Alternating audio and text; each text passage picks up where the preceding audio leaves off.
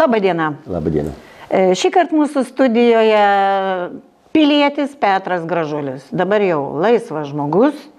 Tai kiek metų atsidėjot Seime? Nu, kaip čia sakyti, beveik biškai daugiau negu 27 metus. Aš visada buvau laisvas, gerbiama Jurgita. Ir nežiūrint, kad Seimo narys buvau, vis tiek tai dariau tai, ką manau yra teisinga. Kalbėjau tas, kas yra teisinga, už tai ir buvo atimtas mandatas. Už tiesą. Tai sakykit, jūs sakot, savaip visai gerai ištrūkau iš to durnyno, bet tai jūs esate tikras, kad tai jūsų niekaip nepaveikė? Tiek metų prasidėjimas tenai? Nu, nežinau, žinoma, tiek metų, tai jeigu jau būčiau prisitaikęs prie kažkokios genderistinės arba landsbergistinės ideologijos, pakeitęs būčiau ir politinę orientaciją ir gal net seksualinę, tai būčiau prisitaikęs, o pasirodo išlikau normalus vyras, tikrai myliu moteris ir Landsbergių nelabai myliu, gal net nekenčiu. Nu, tai neapykanta yra blogai. Blogai, biški, bet taip. Bet jūs sakot, beprotnamis tas Seimas, mums irgi atrodo, tai ačiū Dievui, grįžot į Žemę, grįžot iš kosmoso, grįžot į Žemę. Kaip jums toj Žemėje tam tų paprastų žmonių gyvenimas atrodo dabar, kai jūs jau nebe... Aš nors buvau kaip šitą, ar herojui, ar dar kaip jūs čia vadina kiti Seimą tą durnyną, ar kaip tai... Man atrodo, kad aš nebuvau, man taip atrodo, gal visi taip galvoja, kad nebuvau atitrūkęs, visada bendrau su žmonėm, niekada nebuvau susireikšminęs ir man labai keista, tarp kitko jūs labai įdomią detalę palėtėt. Pavyzdžiui, ateina tik išrenka Seimo narį ir kokia, jeigu jis tu esi opozicijoje valdančioje daugumoje, tai žiūrėk, jau po porą savaičių nesisveikina. Jis jau susireikšminės. Tai sakau, vaikinė, savo, kad tave išrinko tik 2 savaitės, bet tavo kojos nepšilė, o jau tu, sakau, debesyse. Tai čia, kaip sako, kaip iš durininkų arba valytojų į prezidentų žmogų galvą pameta. Ta šlovė susuka matyti. Labai daugam keista, bet tikrai daugam susuka galvą ir kaip žmonės tiesiog apsvaigsta. O aš matot, bet 30 metų nesusukau man galvos. Neapsvaigęs. O tai, sako, tam Seime kažkam gerai, kažkam. Kodėl jūs ten taip veržėtės? Ten visi atrodo, kad tie žmonės nesugeba nei duonos kriaukšlių užsidirbti, nieko kito, tik tai ten maltis po tos koridorius ir tas intrigas tarpusavio varinė. Gita, bet jūs labai tokį fundamentalų klausimą uždavėt. Labai. Ir žmonės tuo netiki. Netiki, pavyzdžiui, man. Ir jūs nepatikėsit. Jeigu, aš žinokit, tikrai jau buvau pasiruošęs ir šitą kadenciją, ir praeitą kadenciją nebūčiau buvęs Seimo nariu. Ir pažiūrėkit, kodėl. Buvo Dapaks, aš buvau Tautos ir Teisingumo partijoje, tą partiją vienu žodžiu sugriovė Remigijus Žemaitaitis, dabar įkūrė naują, bet ne tas. Ir kada aš jau pasakiau Paksui, partijos pirmininkui, sakau, aš jau neinu į Seimą, man jau užtenka ir nedalyvau rinkimuose. Paksas mane pasikvietė, tu būtinai dalyvauk rinkimuose. Sakau, žinot, ir nelabai įmanoma ką pakeisti. Šito Lietuvoje, jinai užvaldyta, jeigu sovietmečių komunistai buvo užvaldė, dabar mano giliu įsikinti, Landsbergiai užvaldė šitą Lietuvą, viską. Žiniasklaida, jūs dabar esat laisva, viena kita žiniasklaidos priemonė laisva, bet visos tos didžiosios žiniasklaidos užvaldytos, teismai užvaldyti, iki teisminio tyrimos institucijos užvaldytos, BSD užvaldyta, viskas užvaldyta. Nu, neįmanoma nieko pakeisti. Čia reikia revoliucijos, jeigu ką pakeisti. Nu, tai sutarėjom su Paksu, sakau, nu jau vardan to, kadangi nelabai norim prieštrauti, rašykit ne aukščiau 50 mane sąraše.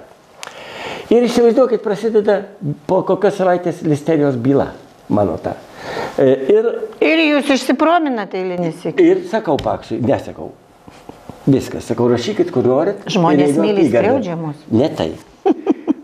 Kodėl? Ir kodėl ėjau vėl kandidatavau Seimą? Aš pagalvojau, kad jie deda milžiniškas pastangas, pajungia visas jėgas, iki teisminio tyrimo institucijas, FNTT, STT, prokuratūrą. Kam? Kad apjuodint mane ir kad manęs neišrinktų. Tai aš pagalvojau, aš pats negaliu padaryti tai, ką nori padaryti konservatoriai. Jie nori, kad manęs neišrinktų.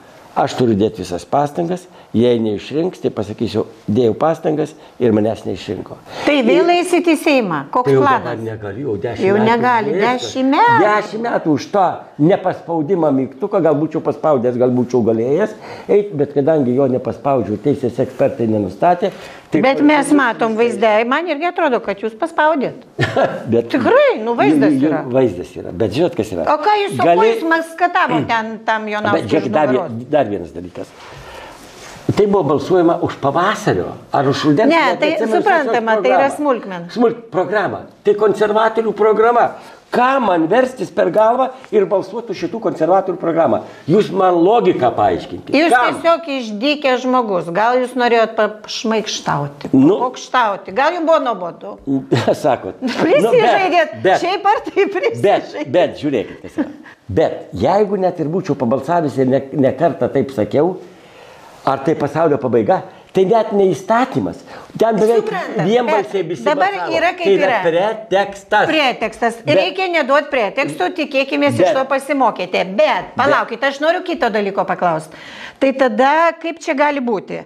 Kad jūs buvote išpašalvonytas ir visi čia labai pasipiktinę jūsų to poelgiu, bet kažkaip, pavyzdžiui, pedofilija kaltinamas Kristijonas Bartoševičius, jam buvo sudarytos visos sąlygos oriai per atstumą savo norų neva pasitrauk, nors kiek aš suprantu, tai Seimo pirmininkė žinojo, kokie įtarimai. Ir man atrodo, tai kaip čia taip yra, kur čia tie prioritetai ir kaip čia tas požiūris į tai, kas yra svarbiau. Priklauso Šventų Landsbergių klanui Bartoševičiui. Taip, bet tai yra nugelbėjimas. Taigi jie turi gelbėti savo, negaujos ar kaip čia, politinės partijos narį. Ir akivaizdu, jūs įsivaizduokit, kas yra. Jūs kiek matėt bylų. Reikėjo jam neleis pasitraukti, reikėjo apkaltą organizuoti. Tik pasitraukti. Ir reikėjo, žiūrėkit, Puidokas, Seimo narys. Ten buvo kaltinamas, kad jo padėjėjas paėmė ten kažkokius... Žodžių ten.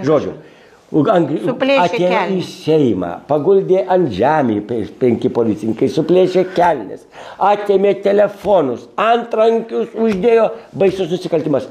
Pedofilas, net nesulaikytas, nepaimta kompiuteriai. Įspėtas, kad pasiklaus. Tai įspėtas, ištrink visą laikmeną kompiuterinę, kad nerastų tavo susirašinėjimo. Bet tai kas čia yra per požiūris, tai ta partija kaip? Ar jūs iš dangaus Kiekvienas gali įsitrinti bet kurios politinės partijos sąrašą. Negali žinot, kas yra žmogus. Ne sąrašą, bet gal pedofilų, su kuriais ten Bet kada paaiškėja, kad taip yra, tai atsakinga partija būtų ėmusis priemonių pati pasmerkti, suorganizuoti apkaltą ir atsižegnoti nuo tokio. O jie dangstė jį.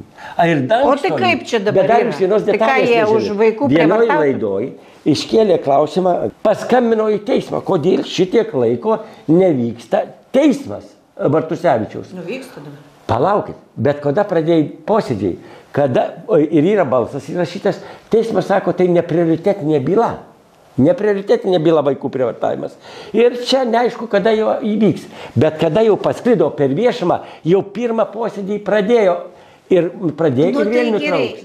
Kaip dangui, tai yra taip, bet viskas yra aišku. Jeigu nėra viešumo, jeigu visuomenė nesužino, tai tie dalykai visi gali nugrimsti giliai. Ir nugrims. Istorija nugramdins Bartusevičius tą klausimą, bent jau iki Seimo rinkimų, aš jums sakau, sprendimo nebus. Jūs patikėkit manim.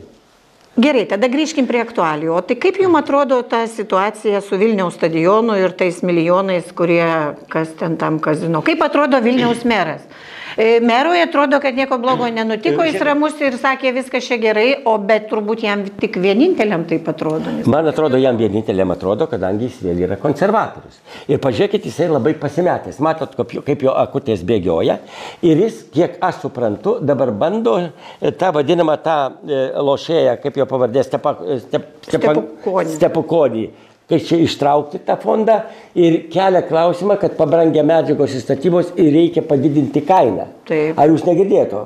Žinoma, tai kaina tik didėja, o griuvėsiai žolės ir toliau ten. Kaina pralošta tuose kazino ir kaip kelia kiti politikai klausimą, kad gal ten lošia labai artima konservatorių aplinka ir pralošta daugiau pinigų, tai reikia tą fondą, kuris atseit stato stadioną, laimėjęs konkursą, kad jį reikia ištraukti. O kaip ištraukti ir tai padengti tuos praloštus pinigus, reikia kainą padidinti. Bet su tuo stadionu čia ne tik šitie, tai čia ta stadiono istorija mums kauniečiam. Tai šis labai jokingai net atrodo. Pasistatėt, net niekas nežino stadioną. Kad mes nekaip nesuprantam, kas ten yra, tai aš vienoje laidoje girdėjau, žmogus sakė, tai tiem ne tik šitam merui, bet ir ankstesniam ir kitiems, tai vat, kaip tik artėja užgavėnės, nu tai čiūčelas reikėtų statyti tenai.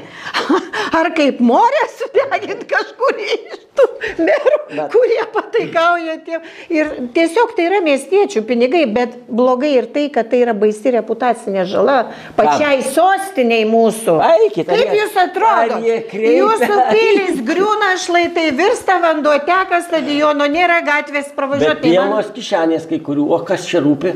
Bet tai jiegi vis tiek. Pažiūrėkit, Landsbergis nusipirko šito pačio Stepukonis, tas pats Stepukonis 1,5 milijono vertės sklypą Landsbergiui už eurą pardavė. Ir ten pasirodo, dar vienas dalykas, kad ten jau Landsbergienė gavus Landsbergių šeima 11 milijonų eurų iš to fondo. Gal nereiks grąžinti, ką galiu žinoti. Bet tai mes negalim to įrodyti, o gal taip ne. O tai ne, tai faktas. Ne, aš jau kalbant, Vilniaus tarybos nariai ir Zuokas patvirtino, kad 11 milijonų eurų Landsbergienės šeima pasiskolins iš to fondo. Kažkoks vyksta bendradarbiavimas. O gal nuplaus, padidins stadionui kainą 40 milijonų ir nereiks Landsbergiams grąžinti. Gerai, Petrai, tai teisingai, bet jūs taip, ką, jūs beveik šventasis, kai paklausai jūsų, bet ką jūs pats blogo gyvenime esate? Vat pasakykit, ką blogo padarė? Nieko gyvenime. Nebūna taip, meluoja. Tikrai blogo kažką padarė. Jokiuosi, žinot, nėra nei vieno švento žmogaus, išskyrus konservatorius. Tai prisipažink. Jie voktų. Ką jūs padarėte? Nu, taigi Dieve, Palangoj Birutė, su Birutė. Ir tokia Birutė, neatsilaikėt prieš Birutę. Neatsilaikiau, va taip, kaltas esu. Bet jau vaikas koks gražus, kokia miela ta manikutė, mano nedaug tu Dieve. Taip panašiai mane, nu taip, bet... Iš grožio. Iš grožio. Tai bus, jos laukia sunkus gyvenimas. Tai galbūt, jeigu bus teisinga, neprisitaikys prie sistemos, nebus kaip čia tokia gudri, kaip dabar prisitaikys, tai va, laukia sunkus gyvenimas. Tiesos niekas nemėgsta ir aš nelabai. Ir jūs nelabai. Bet nukenčiu. Bet tiesiog... Bet prisipažįstu, kai kaltas esu. Bet velnės pakusva visi jūs. Nu tai taip, velnės kiekvieną kursto.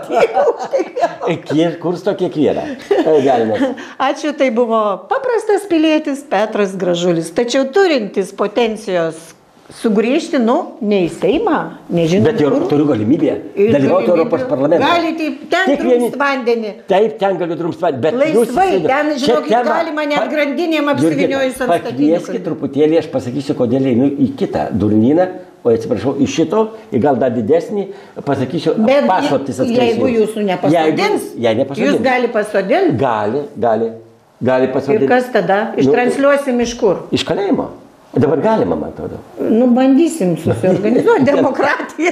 Bet čia įdomi tema. Net ir nuteistasis turi teisę pasakyti žodį. Bet pažadėkit prieš kamerą, kad mane dar pakviesite vieną laidą. Gerai, pakviesi.